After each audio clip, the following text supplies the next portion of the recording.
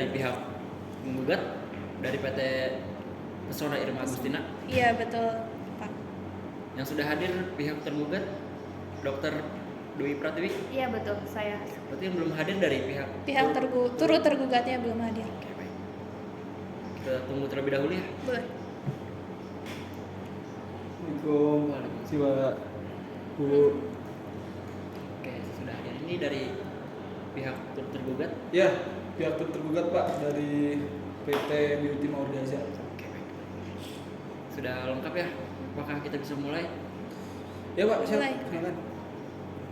Baik, bismillahirrahmanirrahim. Assalamualaikum warahmatullahi wabarakatuh. Waalaikumsalam. warahmatullahi wabarakatuh. Selamat siang, terima kasih kepada semua pihak yang telah hadir dalam mediasi ini. Tujuan dari mediasi adalah untuk mencari jalan keluar yang adil dan saling menguntungkan terkait permasalahan yang sedang dihadapi. Saya ingin mengingatkan bahwa mediasi ini bersifat sukarela dan netral. Dan semua informasi yang disampaikan akan dirahasiakan. Kita akan mulai dengan mendengar penjelasan dari masing-masing pihak. Namun saya ingin memberikan aturan-aturan dalam mediasi ini. Hal-hal yang diperbolehkan itu pertama, berbicara dengan jujur dan terbuka, mengajukan usulan solusi, bertanya atau meminta klarifikasi menggunakan bahasa yang netral, meminta waktu untuk refleksi, mengundang pendamping, dan ada hal-hal yang dilarang. Yang pertama itu menggunakan kekerasan verbal atau fisik, memaksa kesepakatan, membocorkan informasi rahasia, menginterupsikan pihak lain, atau dilarang memotong pembicaraan atau tidak memberikan kesempatan kepada pihak lain untuk berbicara. Dan mediator berpihak itu tidak diperbolehkan. Mungkin itu saja ya aturan main yang bisa disepakati. Iya. Siap, baik. Bisa. Jadi saya sudah mengetahui perkara ini, namun saya ingin mengetahui lebih dalam lagi permasalahan dari penggugat. Dipersilakan. Ya, jadi gini Pak Hakim ya Pak Mediator. Jadi saya menggugat tergugat dan turut tergugat itu dikarenakan yang pertama inti dari masalah ini tuh saya punya saya dan pihak tergugat ini tuh punya perjanjian setelah dia sudah tidak bekerja di tempat saya gitu. Perjanjian itu tertulis di akte kontrak, di mana salah satunya yang saya permasalahkan itu adalah dia tidak boleh bekerja di selama 3 tahun itu tuh setelah bekerja di tempat saya 3 tahun setelahnya itu nggak boleh ada kerja sama dengan pihak lain di tempat beauty juga gitu, maksudnya di tempat klinik kecantikan gitu, tidak boleh. Nah terus juga dalam radius 75 km, sedangkan si tergugat ini yang saya tahu dia bekerja di tempatnya turut tergugat ini yang mana adanya di Tangerang, sedangkan klinik saya tuh yang sebelumnya juga ada di BSD Tangerang. Jadi kan itu kurang dari 75 km jaraknya. Itu aja sih. Baik. Kalau dari pihak tergugat gimana? Iya, jadi saya benarkan apa yang dikatakan oleh penggugat tadi, bahwasanya saya sebelumnya telah bekerja di klinik beliau dan saya sekarang sudah mengundurkan diri dan saya sudah menandatangani perjanjian kami tadi gitu. Saya pikir dengan saya pindah ke klinik lain itu tidak merugikan, karena yang saya pikirkan bahwasanya ketika saya tidak membocorkan sistem ataupun produk-produk yang ada di klinik sebelumnya dan tidak saya terapkan di klinik yang sekarang tempat saya bekerja, itu tidak bermasalah. Jadi disitulah saya bekerja yang memang skill saya ada di situ gitu, selagi saya tidak membocorkan rahasia klinik sebelumnya kepada tempat kerja saya yang sekarang. Hal apa sih yang menyebabkan dokter dikeluarkan? Yang pertama, saya bukan dikeluarkan tentunya. Nah, saya mengundurkan diri dengan alasan saya kurang nyaman di klinik yang sebelumnya dengan sistem kinerja yang kurang baik menurut saya. Maka dari itu saya mengundurkan diri dari klinik yang sebelumnya. Oke. Siap. Dari turut tergugat dipersilakan bisa memberikan Ya, penjelasan. jadi memang benar Pak. Bu dokter Dwi ini bekerja di klinik saya. Hmm. Cuman saya kan ya nggak tahu gitu. Maksudnya dalam hal ini bahwa tergugat itu kerja di tempat penggugat sebelumnya dengan ada kontrak perjanjian yang demikian juga saya nggak tahu gitu. Jadi dalam hal ini ya memang secara objektif saya memang apa ya bahasanya memang ikut serta ya, maksud diikutkan dalam hal ini itu juga udah tepat gitu. Tapi untuk apa namanya tergugat ini bekerja di tempat saya tanpa ada intervensi. Jadi memang keinginan tergugat sendiri untuk kerja di tempat saya. Dan sebelumnya juga saya nggak tahu gitu. Kalau misalkan itu si dokter ini, bu dokter Dwi Pratiwi ini pernah bekerja di tempat PT Pesona Irma Gusti. Iya. Oke. Gitu. Tapi sebelumnya benar-benar tidak mengetahui kalau misalkan dari Dokter Pratiwi itu bekerja di PT Pesona Irma Gustina. Sama sekali tidak mengetahui karena memang ya namanya kontrak kerja itu memang ada Pak. Dan juga apa namanya untuk pelamar kerja di tempat saya itu memang kan yang diminta adalah CV-nya, kemudian apa namanya pengalaman kerja yang di CV-nya itu kan, dan hal lain sebagainya. Tapi kalau memang apa namanya tentang perjanjian, akta perjanjian itu loh, yang saya nggak tahu gitu, akta perjanjian antara penggugat ini dengan ibu tergugat. Nah, Gimana pihak Ya. penggugat? Kayak gini, kan kita punya perjanjian kontrak setelah si tergugat ini udah tidak bekerja sama dengan saya gitu. Nah, kenapa dia tuh nggak riset dulu gitu ya, nggak riset dulu kalau cabang saya yang di BSD itu dekat dengan yang dia kerja sekarang gitu. Terus juga kan dia juga belum 3 tahun nih setelah keluar dari tempat saya tuh, dia belum ada 3 tahun. Kenapa dia udah bekerja di tempat yang sama gitu, maksudnya di tempat klinik kecantikan itu, kan itu sama di bidang saya gitu, di bidang tempat saya. Cantikan lah ya. Gimana? Ya. Ya, tadi sudah saya jelaskan sebelumnya. Memang di dalam perjanjian kami sebelumnya ada ketentuan tersebut. Nah, tapi yang menurut saya, selagi saya tidak membocorkan rahasia kecantikan milik Ibu Irma, nah di situ nggak ada yang namanya terugikan satu sama lain, karena memang saya bekerja di klinik kecantikan beauty sekarang, saya menggunakan sistem yang ada pada klinik yang sekarang, terus menggunakan produk-produk yang ada pada klinik beauty itu gitu. Jadi nggak ada sangkut paut sama klinik yang sebelumnya gitu. Jadi nggak ada sedikit pun saya membocorkan sistem apapun itu, karena memang alasan pertama saya mengundurkan diri dari klinik itu karena sistemnya kurang baik. Nah, kan bisa menjadi ini ya faktor kenapa saya nggak mau membocorkan, karena klinik sebelumnya juga kurang baik. Ngapain saya untuk ngambil contoh-contoh lagi pakai klinik yang sebelumnya, sedangkan klinik sebelumnya juga kurang baik gitu. Jadi menurut saya itu tadi nggak ada yang saya bocorkan. Menurut saya itu tidak menjadi masalah gitu. Tapi nggak tahu ternyata si penggugat merasa dirugikan. Oke, baik. Dari paparan pihak tergugat ya, Dokter Pratiwi itu gimana dari pihak penggugat? Apakah merasa dirugikan gitu? Baik dari Jelas, material maupun iya. non material? Dia pertama melanggar akte perjanjian kita, perjanjian kontrak yang udah ditandatangan, yang udah disepakati ya. Nah, terus juga dia jadi merugikan secara imaterial itu ketika pelanggan saya yang cabang BSD itu klinik saya di cabang BSD itu ada pelanggan dan itu tuh sudah pernah apa ya di apa sih di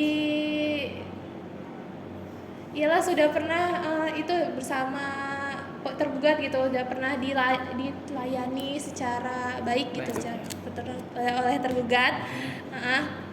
Itu kan membuat klinik saya tuh jadi mungkin berpindah ke klinik si turut tergugat ini gitu. Jadi itu merugikan saya juga, ya. Terlepas dari itu perjanjian pertama tadi. Bagaimana dari pihak tergugat tanggapannya? Terus juga bentar, dari untuk pihak turut tergugat juga kenapa nggak menanyakan dulu gitu ya, ada perjanjian nggak sebelumnya gitu dengan pekerjaan sebelumnya gitu. Bagaimana Itu aja. pihak turut tergugat bisa ditanggapi? Nah, ya untuk perihal perekrutan sih saya juga ya gimana ya Pak, namanya perekrutan ya, saya juga membutuhkan orang yang kompeten dalam hal yang saya butuhkan. Kemudian dengan adanya Ibu Dr. Pratiwi ini yang melamar di perusahaan saya, kemudian saya juga mikir dong, karena memang kompetensi yang saya baca di CV itu cukup cemerlang dan bagus untuk bisnis kan, itu maksud saya. Kemudian dalam hal-hal perjanjian yang dibuat oleh penggugat dengan tergugat, saya tidak tahu gitu, saya tidak tahu mengenai pastinya gimana, dan menurut saya juga transparansi itu dari tergugat waktu itu nggak ada kan. Jadi saya menganggap aman-aman aja Pak gitu. Dan mohon maaf, di kantor saya itu tidak ada perjanjian yang mengikat demikian gitu. Mungkin apakah ini efektif gitu kan di dalam hal membikin ya akta perjanjian kontrak tersebut dengan perusahaan dan pekerja. Menurut saya itu ya nggak tahu ya. Kalau menurut saya di perusahaan saya itu nggak efektif Pak. Karena memang dalam dasarnya seseorang memiliki keahlian, untuk keahlian itu yang digunakan untuk bekerja, mencari nafkah, menunjang ekonomi keluarganya. Ya, menurut saya tuh wajar-wajar aja dengan hukum alatnya udah gitu lah Pak. Iya, gimana ya? Bener. Saya juga bingung juga ini akhirnya. Kalau misalkan ditanya untuk nggak nyetop dulu ya, saya nggak tahu ada terikat apa di tergugat dengan penggugat ini sebelumnya. Saya ingin menanyakan kepada pihak tergugat ya, apa sih alasan yang membuat melanggar perjanjian itu? Padahal kan sudah mengetahui bahwasannya, atau tadi tidak meriset atau gimana? Yang pertama, saya tahu kalau misalkan jarak dari klinik sebelumnya sama klinik beauty yang saya tempat kerja sekarang itu cukup dekat.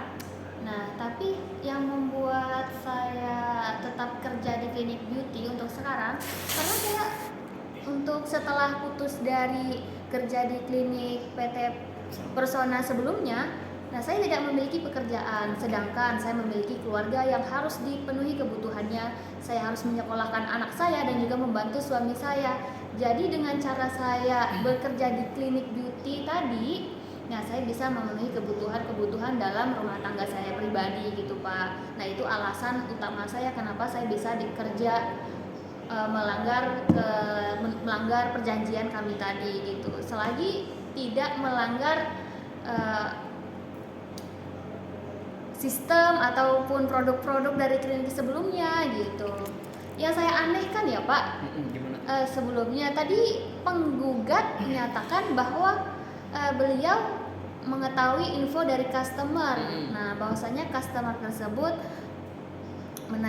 beralih ke tempat klinik kami yang sekarang tempat saya kerja gitu.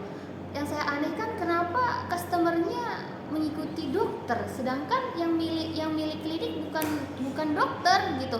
Seharusnya yang ditingkatkan itu adalah sistem dari klinik tersebut gitu Pak. Nah, sistem dari kliniknya Bu. Jadi bukan permasalahkan tentang dokternya gitu. Kenapa saya mengundurkan diri? Nah, sebelum saya keluar dari klinik Ibu, saya juga udah mengatakan perbaiki Bu sistem kita di sini gitu kan. Tetapi Ibu ya sepele menganggap saya. Akhirnya saya nggak kuat dengan sistem yang begitu kurang baik menurut saya, dan akhirnya saya pindah ke klinik. Customer juga ternyata ngikut ke Oke. saya gitu, Pak. Saya juga nggak tahu kenapa gitu. Padahal kan saya juga menggunakan produk-produk yang ada di klinik beauty milik Bapak ini gitu. Dan juga sebelumnya Pak, saya juga bukan membela bos saya ya Pak. Nah, Oke. beliau juga nggak tahu apa-apa. Saya di sini direkrut oleh beliau, terus saya kerja. Masa iya sih Pak, sebelum saya kerja saya bilang sebelumnya saya ada perjanjian di klinik sebelumnya gitu, bahwasanya saya tidak boleh bekerja yang jaraknya sekian. Ya kalau gitu saya nggak akan diterima dong sama beliau di pekerjaan itu. Jadi nggak ada sangkut pautnya sama beliau. Oke, coba baik. Coba pihak penggugat gimana tanggapannya?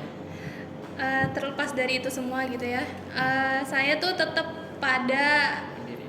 ya pendirian, maksudnya tuntutan saya ya, yang waktu di pengadilan itu bahwa dia tuh telah melanggar wan prestasinya itu melanggar pasal 13 di dalam akte perjanjian kontrak itu, dimana ya tadi balik lagi kalau dia tuh nggak boleh bekerja sama di tempat yang radiusnya 75 km di tempat sebelumnya gitu, itu tempat saya. Terus juga dia belum ada 3 tahun udah bekerja di situ juga. Terus juga untuk dengan adanya ini tuh jadi merugikan secara material dan imaterial. Yang imaterial tuh tadi, yang material tuh dengan one prestasi ini kan saya harus mengangkat, maksudnya untuk memperjelas kasus ini tuh saya harus bawa ke pengadilan gitu untuk jalan tengahnya gimana, dan itu juga membutuhkan biaya yang nggak cukup sedikit. Nah itu menjadi kerugian material bagi saya juga gitu. Yang saya pengen tahu kerugian sebesar apa ya Bu? Untuk boleh dibaca? Ya, baik. Untuk kerugian material itu kan selama dimulainya persidangan sampai berakhirnya persidangan nanti gitu.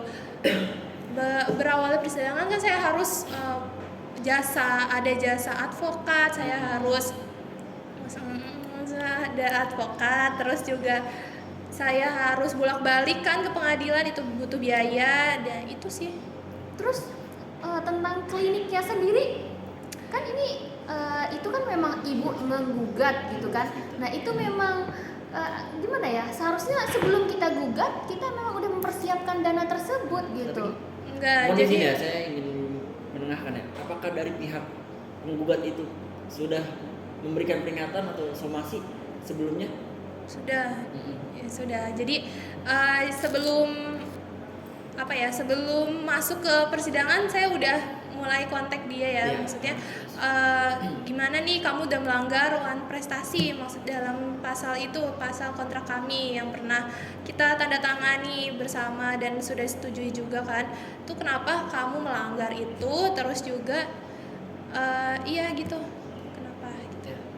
Coba melanggar. bisa tanggapi. Ya, gini Bu, saya kan berprofesi sebagai dokter kecantikan gitu. Nah, jadi keahlian saya di bidang tersebut gitu. Misal nih ya, ibu menjadi diri saya berprofesi sebagai dokter kecantikan. Nah, hanya itu ahli ibu di bidang tersebut. Tetapi ibu keluar dari salah satu klinik tempat ibu bekerja.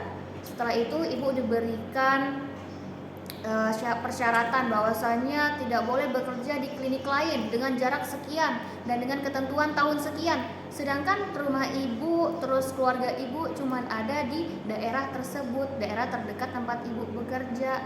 Nah, keluarga ibu membutuhkan penghasilan gitu, membutuhkan untuk mencukupi ekonomi gitu. Kalau misalkan ibu jadi saya itu gimana gitu loh Bu? Masa saya udah ada 1 tahun loh Bu keluar dari klinik kecantikan masih menjadi permasalahan. Masalahnya ya Bu, selain ini tadi selain transport tentang advokat itu kan masalah ibu pribadi, ngapain gugat-gugat kalau nggak mau bayar advokat kan? Masalah klinik kecantikan memang berpengaruh. Gimana Bu? Ya, jadi gini sekali lagi ya, intinya saya emosi Bu. Intinya Sampai saya Pak pasal, jadi tetap nggak ada intinya, dia tuh udah melanggar, dia juga tahu kan sendiri tadi udah menyetujui kalau dia tuh tahu kalau tempat dia sebelumnya bekerja dengan tempat yang sekarang dia bekerja itu radiusnya kurang dari 75 km. Terus juga dia belum ada 3 tahun, baru 1 tahun setelah kerja sama saya. Nah itu berarti dia tahu kalau dia udah melanggar akte perjanjian itu, dan dia juga harusnya gimana ya? Pokoknya tuh dia sudah melanggar itu. Terus untuk tadi katanya tempat dia tuh bekerja, tempat terdekat dia itu cuma ada, maksudnya dia tinggal di Tangerang, jadi tempat klinik itu adanya di Tangerang doang.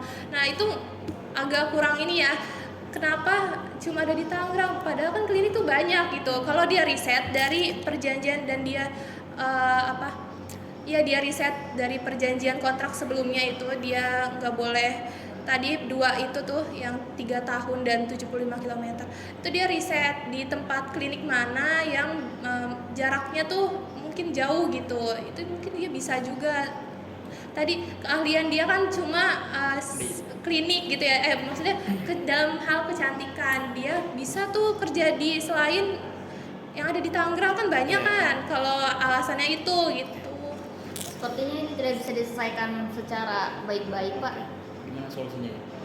Ya tetap masalahnya saya ini Pak, saya juga agak keberatan kalau misalkan di tuntutan penggugat ini memberatkan biaya doangsom atau biaya uang paksa itu ke saya ketika nanti putusan ini itu udah menjadi putusan ingkrah dan harus dieksekusi kan gitu. Kemudian doangsom ini dibebankan kepada saya juga sebesar 5 juta per bulannya untuk kalau misalkan ada ketelatannya. Kalau misalkan ibunya mampu membayar 3 miliar yang yang dituntut oleh penggugat, yang dituntut oleh penggugat 3 miliar kan gitu. Iya kan Bu? Benar 3 miliar. Kemudian ya 3 miliar itu bukan uang yang kecil juga, Pak. Kemudian kalau misalkan tergugat tidak bisa melaksanakan, dihitung telatnya sekian 5 juta, ya saya juga keberatan dong, Pak. Apa hal ini hubungannya dengan saya kan gitu. Padahal saya juga merekrut Ibu Dwi Pratiwi ini secara struktur, secara prosedural juga udah oke gitu. Apa salah saya di situ kan? Jadi hubungan hukum antar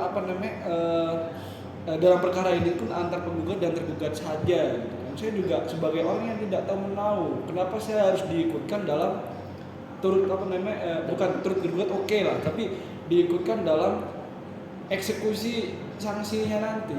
Nah itu yang mungkin saya agak terberat sebelum masuk ke pensolusian gitu. Jadi nanti kalau misalkan solusi ya gimana baiknya gitu. Tapi saya keberatan untuk tuntutan yang demikian. Ya, gitu. Silakan untuk memberikan tanggapan atau solusi lah. Ya, kenapa saya mengikut sertakan turut tergugat sebagai untuk digugat juga ya, bahwa tadi si tergugat ini bekerjanya di tempat ini, tempat turut tergugat, dan dia harus diturut sertakan sih sebenarnya. Oke, saya diturut sertakan itu oke Bu, ya kan? Diturut sertakan untuk jadi turut tergugat itu oke, karena memang mungkin ya masih ada dalam objek ini itu masih ada kesangkut pautnya dengan saya, makanya saya jadi turut tergugat. Tapi dalam hal ini untuk permintaan ibu dalam petitumnya itu kan, dalam tuntutannya untuk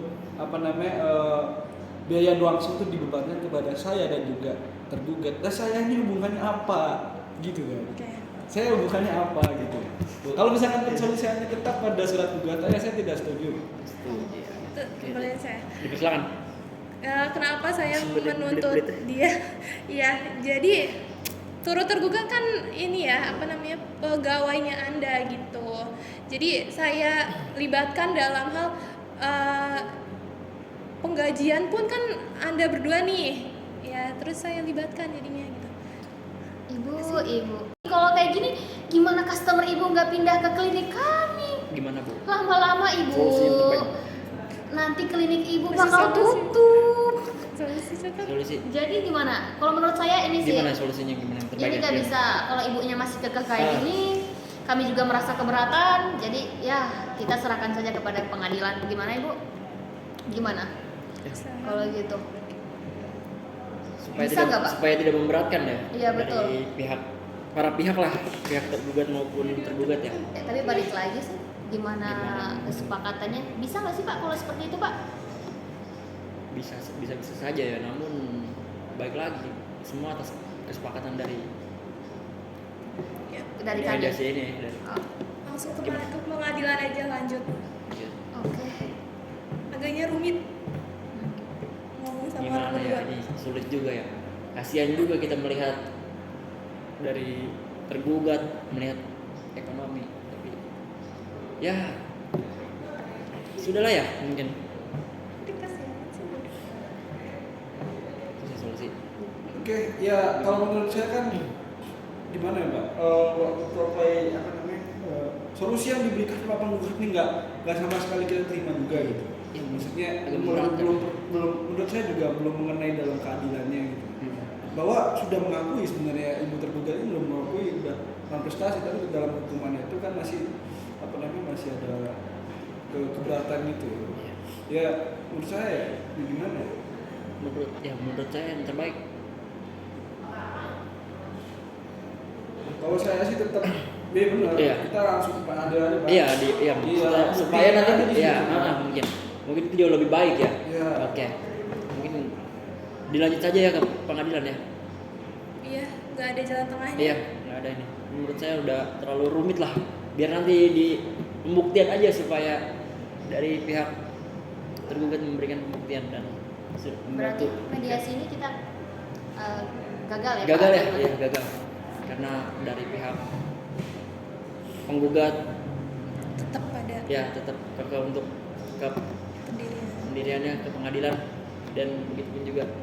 Oke, mungkin cukup ya untuk mediasi pada siang hari ini ya.